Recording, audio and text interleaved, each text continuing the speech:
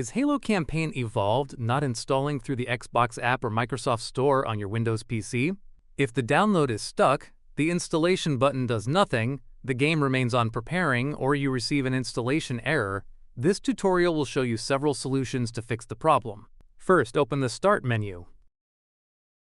Type WS Reset. Click on WS Reset. Wait for the Microsoft Store to be repaired.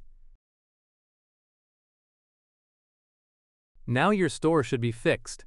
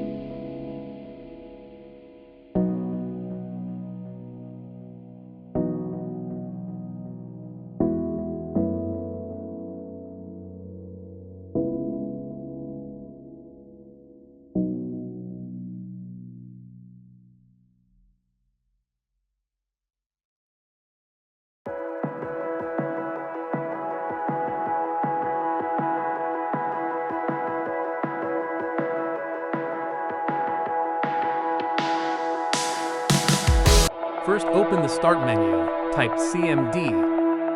Right-click Command Prompt and select Run as Administrator. Press Yes. Type sfc/scano. Press Enter. Wait for Windows.